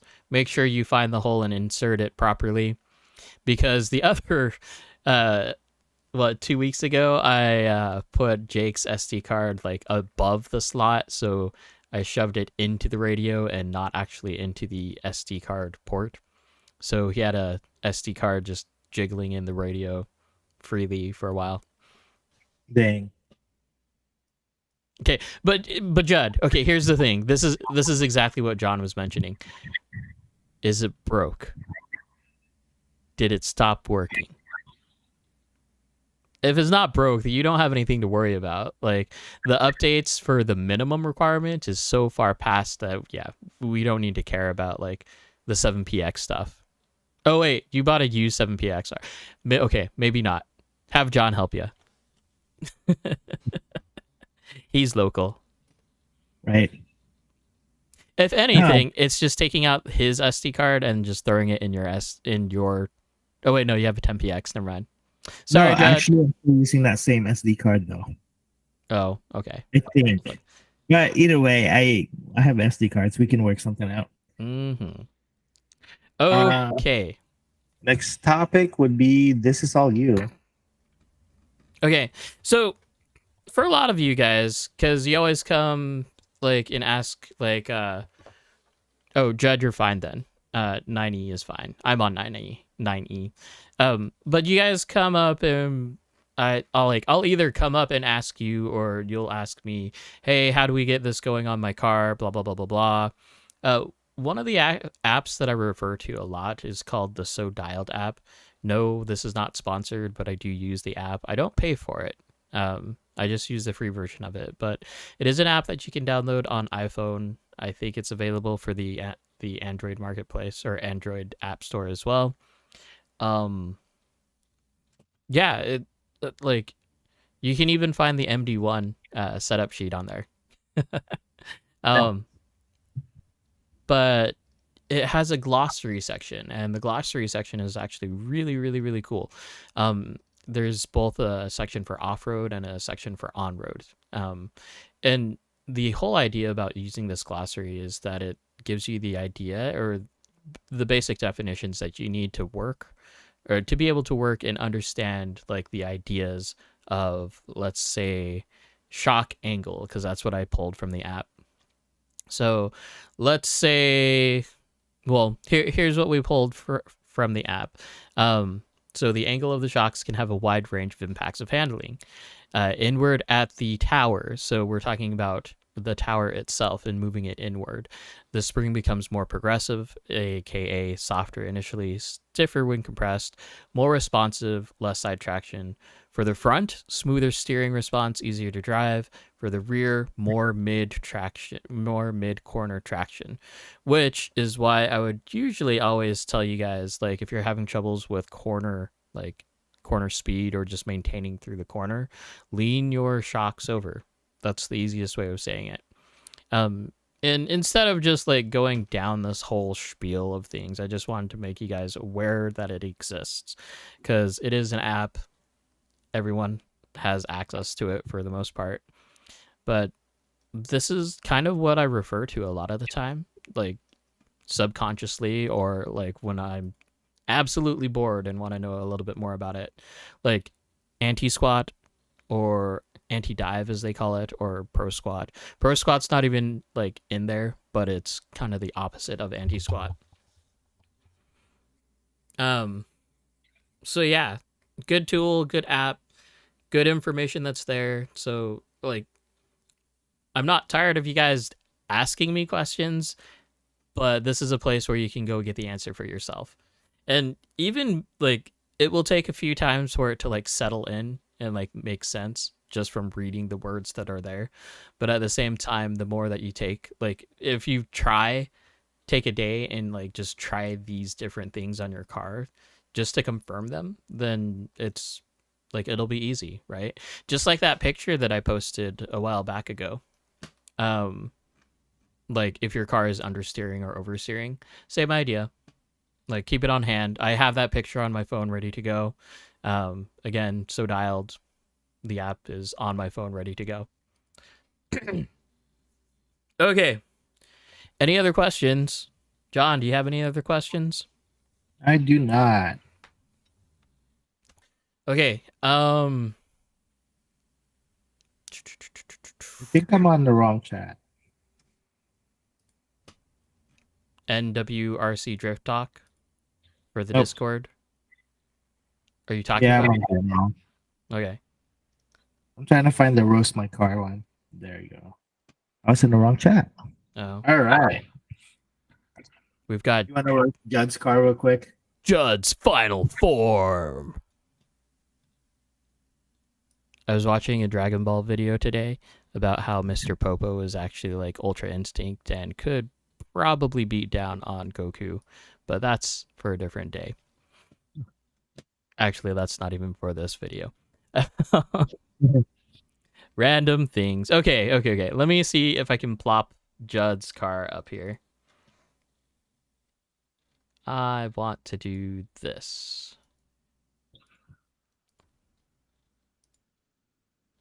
And hopefully, hey, kind of worked. Here, I'll resize things for you. Well, I'm still waiting because I'm behind because I'm watching the stream. And it doesn't show. Oh, actually, I mean, There's Yeah. a lot of ways you could do that. Okay, so we got Judd's. No, I can see it. I was just waiting for you to like get it on the stream. Okay, we got Judd's final form shark, which Judd the new shorter rear shock towers are pretty cool. They do absolutely nothing other than make it shorter.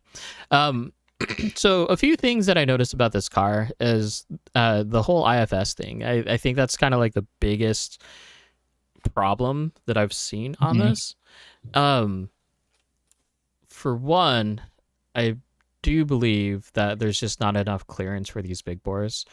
Like if we put in another spacer there, like these aren't binding right now, but I know that they were close like the last time that I was playing around with this car. Like the collars on the shocks were like rubbing on the aluminum. So that's just one thing to keep in mind here. You do want to use the outside positions for the IFS setup because that'll give you more leverage, active working leverage for that suspension. Basically, it wasn't doing anything on the inward side. It wasn't moving at all. Other than that, things to notice here, he is using a Rev D servo, so his servo angle is pretty limited. I think he can get like maybe 2 millimeters. Depending on how you route your servo wire. Although I don't even know if he did that. So, yeah, I don't know. Oh, you can't even... yeah. Oh, cool. It does show my mouse. So these around my mouse here, like that I'm circling, those screws are the screws that were not there, and that's what was causing the chassis to feel really lazy and just didn't want to move around the track. These are the screws that I highly recommend that you keep in place, or just be ready for a wild ride of a long day of tuning. Oh, this is his new AccuVant setup that he literally just posted today. Okay. That's an interesting way to run the buttons, because your wires are gonna cover the buttons, Judd. Are you seeing this on the chat or on the? In both. I have it in the stream and it's in Discord. Well, it's being shared from Discord. Oh, the stream behind. Yeah, it is. Like a lot. Fine. Then look at Discord, John. Yep, I'm there. So the other difference between the Rad and the XX or Zarvis is the whole pyramid heatsink thing. Supposedly it does a thing. It does look cool. I like it. A little bit more fun than they're just plain ESC. To do anything else, I would move the well, I don't know, it's a V4. I would still move the gyro back to the electronics plate. Yes. So like on the Baby Shark, that's where I have the gyro is on the electronic plate. It works there. And on the V4, you don't have to have it like in the very center. It works even if it's just a little off-centered. That goes for any gyro. It's just our flat gyros we do want to try to have on the bottom plate instead of the top plate. It's more of this fact that the bottom plate is not going to yaw over and take a little bit longer. The bottom plate's going to be more of a quicker response in terms of what your car's actually doing. We're talking like milliseconds here, so it's not a big deal, but it is what it is. Other than that, like I said before, I'm just not a fan of the whole spring-loaded rear arm thing. I don't understand it, and I don't know why it's a thing. Like, I really don't know why it's a thing. Sorry, which one? I was trying to type. The whole spring-loaded, like, rear lower arm thing. I don't get it. Oh, I think that's on the front and rear. Well, yeah, because the front and the rear have the same arms, just different attachments at the end. But yeah, like I don't get it. I don't understand why they're there. Um, other than that, it looks fine. Alex Burton would kill you because it looks like a mess. Yep, I was gonna say that. But other than that, oh, no, I told him to do that. Never mind. do do do do do do. Yeah, it's fine. Good job on using the rosin, not rosin, resin. No, it's rosin. The flux. Yeah, the flux. My bad. It's to keep tension instead of using spacers. It doesn't move around much. I still don't get it. Like I prefer spacers over the springs, to be honest. like maybe if it was implemented better, but I remember Judd saying like the spring was like getting caught in the bearing at one point. Like Or like when it moves because the spring's not strong enough to like push the arm or keep the arm from moving, so the spring got stuck in the bearing, something like that. so Judd, is it really the fact that you're trying to hide, or like is this an implementation of active wheelbase? Wouldn't that be funny? Your car just stretches randomly. I mean, that could work on this advantage or not. Right. I mean, like the whole argument that a plastic chassis because of the flex is faster than like something like this, that's a thing too. It's just that we have a little bit more overhead for like tunability in the chassis. And that's the whole like idea behind it, I guess. I don't know. I don't like it. I like the traditional way.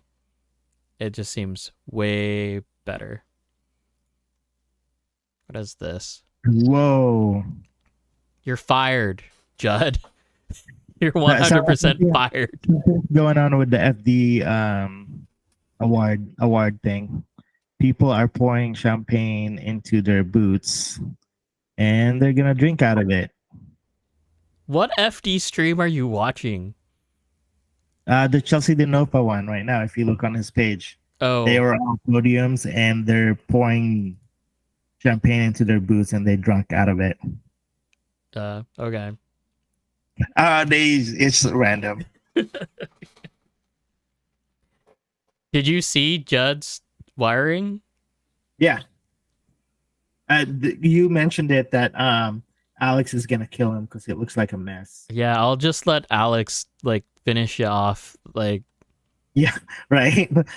Where's Alex? Alex, I don't know what Alex is doing tonight.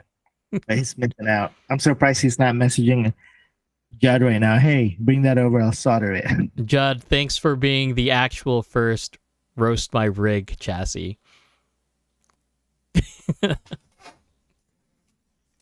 You could turn the motor, to be honest, and then that might make it a little bit more appealing. But I mean, if it works, right? The unfortunate part is that you chopped those wires already. So if Alex needs to like more run new wire, that's gonna suck. It's okay. You should just stop soldering now and just wait and go get some red wire and get Alex to solder it for you. It's gonna be pink. It's gonna be the pink Tekin wire. No, because he only does that on his cars unless you request it. Mm-hmm. So. Yeah. It's hard finding like actual good quality wire in like not pastel colors. Like yeah. Shoot. Oh, I do have a question for you. Since we're pretty much done with that, right? Yeah. Before we move into this question. So you were a part of two competitions. The one that we're doing for Super G in the Northwest Oregon side area. And then you were there for the fun comp at PDX. You mean the competing against my will type of thing? Yeah. But we'll talk about that here in a little bit. Okay. So, what about it? give me your outlook on how the Northwest competition went as far as like the judging, the basically the whole event. Can you talk about that and give me your review of how that whole thing went about? Like, Or just just tell me your experience because you were hosting, right? You were hosting a comp that your second or third time, but this one is for like at least this year. But this one is for the Super G nationals that we're trying to go to or we're competing for. Well, what's your thoughts and opinion on how that event went? Like looking from like your own opinion. okay. So we're only focusing on the first Super G comp, and let's just focus on that. So okay. Mhm. So yeah. As far as hosting, like I'm in the background trying to put things together, right? So Mhm. I talk to everybody. um so as far as this competition goes, like everything went pretty smoothly, right? So we opened up, right? We didn't have a lot of time to just like sit down and practice driving, right? I Yeah. think that was the main complaint about this past competition. So we'll put in more driving time later. It really comes down to the fact that we don't have like an unlimited amount of time to be able to like continue on. But as far as the competition goes, we got in, we did the qualifying, it went smoothly. We sorted the comp, like, or sorted the qualifiers, uh, which is funny because Marcus and Nick both went out to the food court to do that. Um, so yeah, everything went smooth as far as that happened, as far as qualifying. Then competition, like elimination battles happened. Again, pretty straightforward and smooth. There was one kind of, it wasn't even a contest, it was just explaining, right? Like Mhm. there was no actual contest. It was just more that, well, what did I do, right? Mhm. Which in the I, most I go. I think that's pretty important when at a competition, right? Because even in FD, they do talk about what happened and Hmm. why so and so got eliminated or why so and so advanced. Um, not in like a how do you say it? Not in like a super long, like elaborate like explanation, but it's like, oh yeah, it went because of this. Period. Like done. So Which what you bring up FD, and that's actually really interesting because they have an announcer, right? They have a person that's able to like give the rundown of these run like of their tandem battles like as they go. I do think that's something that could like waken up our events as well. It's just we need to find the right person Mhm. because Yeah, the I think the problem with our event or our comps to have an announcer. One, we need to have a really good announcer that can talk fast and be understandable. Um, our battles are what within maybe 20 seconds, 30 seconds long. so they don't even have to talk fast.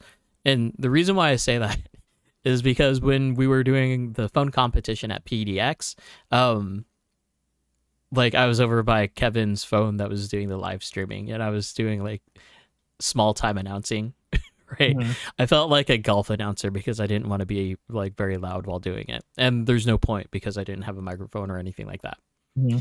And I'm really boring too, so there's that. So from what it sounds like you want to volunteer to be the announcer for the next comp.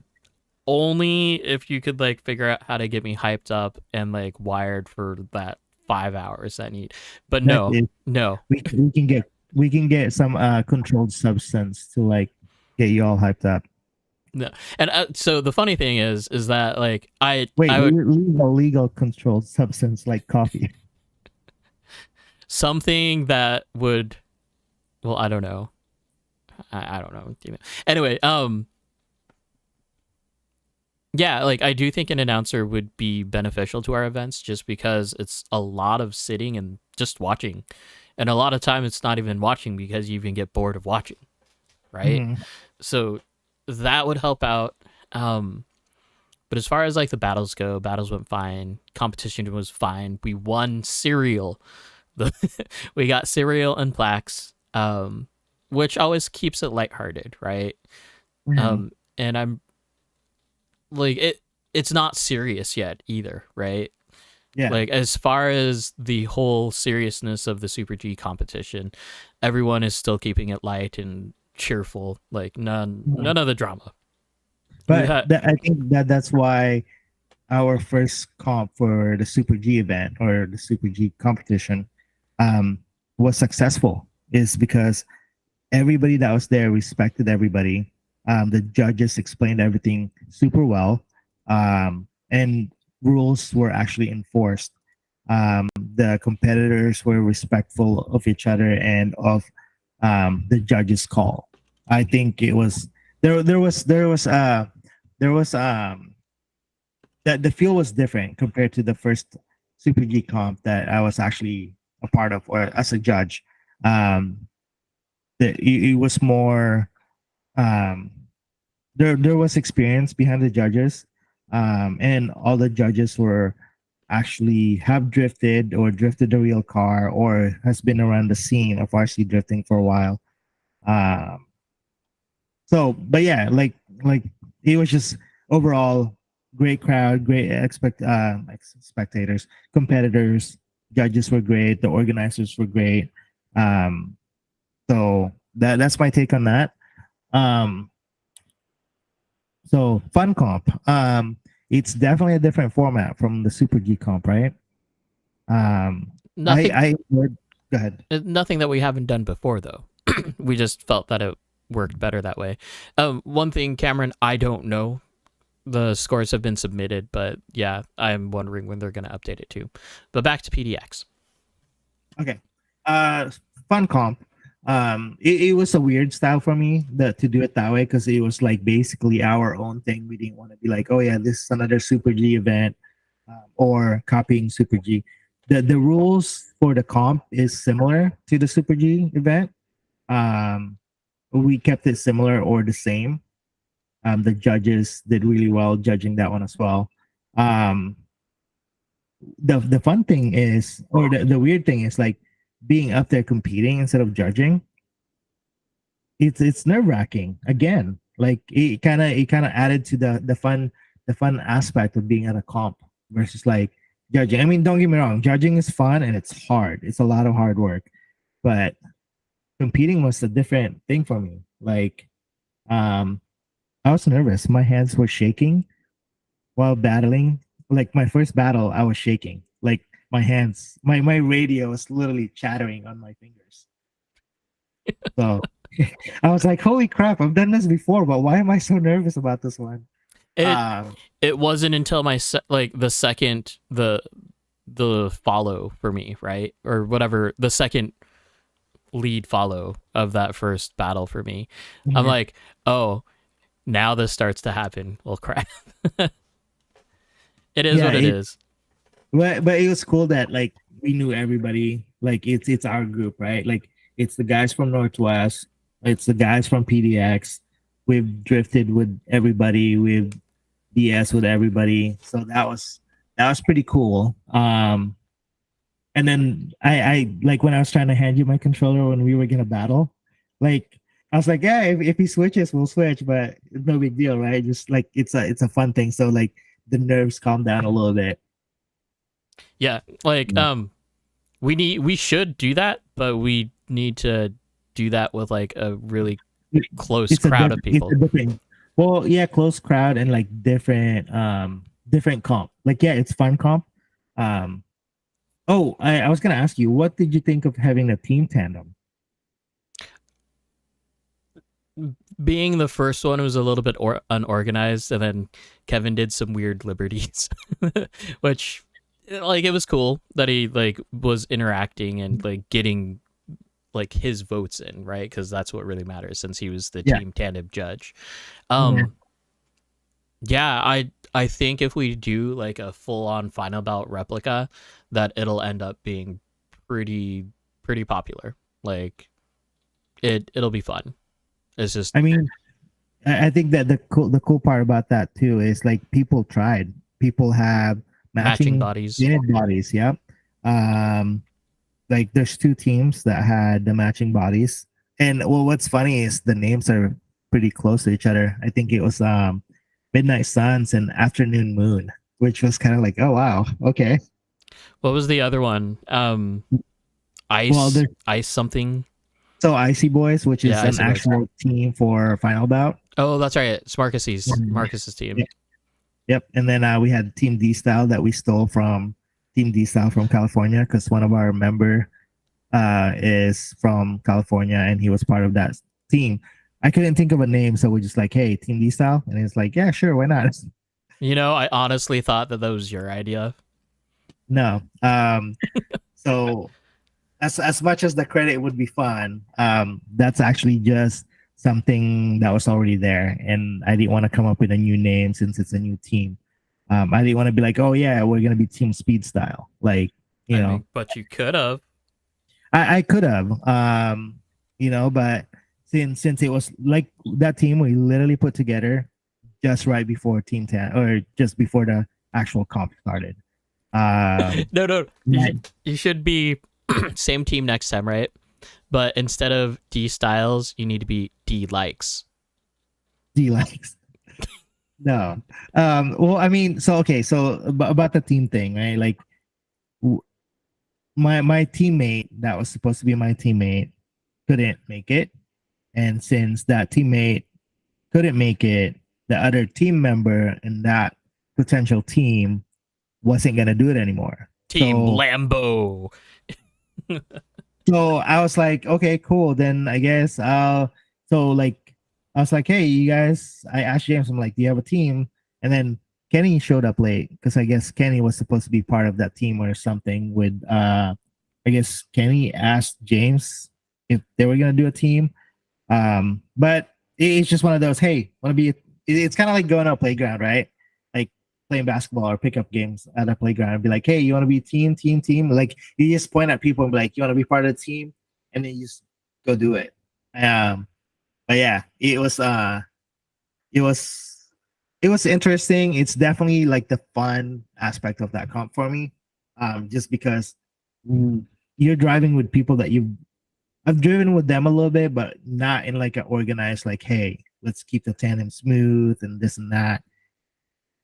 Yeah, that was Yeah. actually really surprising to me. Like I saw a lot of actual coordination in terms of like, hey, what are we gonna do on this part of the track? Like that was a different thing to see. Like that actually happened because we've never done it. So Mhm. that was But pretty I think this surprising. shows that when people want to work together, they can. So Oh like yeah.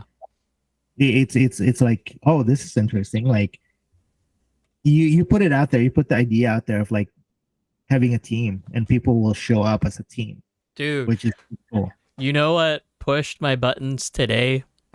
Like while I was at the track? There was Teams.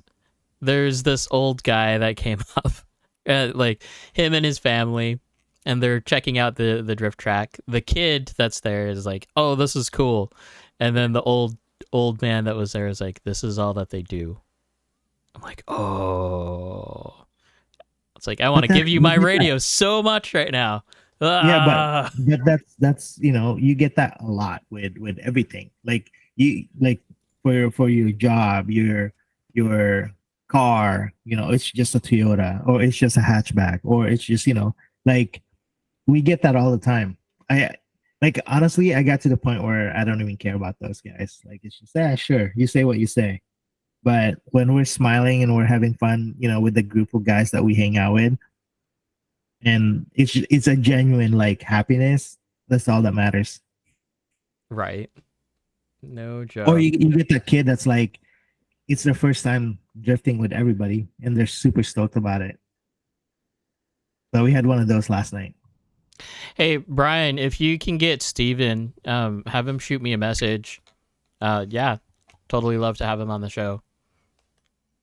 Because I know he's been a guest on other shows. But yeah, be fun to have him here, and we can actually ask him some scale stuff too. Because like I know that Dark has, like they're modular pieces as far as their track pieces go. So yeah, get them in touch or send them my way. Totally.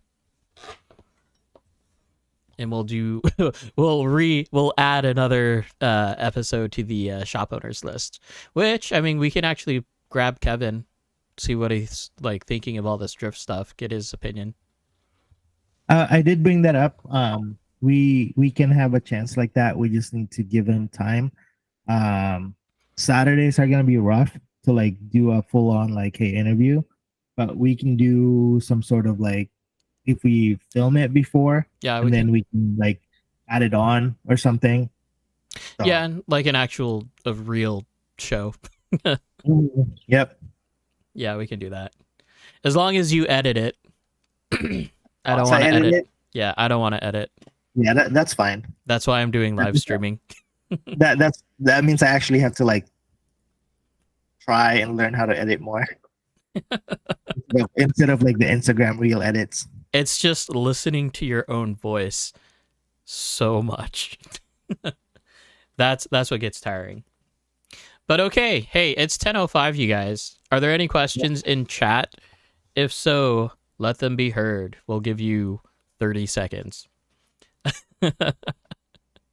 You know that I think Momo, you missed it.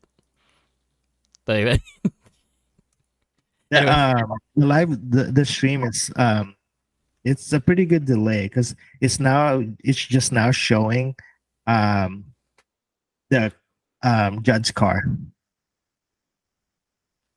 no, I think you're just too. Wait, hold on. Or I'm waving yeah, my hand. But so when I tested it earlier today, or earlier, like right before this stream, yeah, it's only like 10 or 12, 10 to 15 seconds. Oh, that's weird. I must have because you know what it is? I had FD in the background earlier.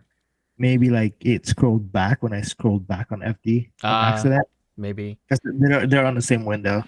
Brian, let's talk shock builds and what best oil, 5 weight, 10 weight, 15 weight, etc. O-rings, options, bladders, soft, hard, super hard, piston holes, what's best, 6-hole or 8-hole taper. That is a wild world where a lot of right answers exist, to be honest. So let's take the Yogi chassis. I've got Yokomo big bores on there, 6 by 1.2 millimeter pistons, tapered pistons pointing down with 100 CST weight oil in them. They do great. I've got the bladders that are in them are the like clear black bladders that come with these the MD1 stuff. And then I think RevD O-rings. Yeah. And then my Shark has Axon shocks. So those are 12-hole front, 16-hole rear.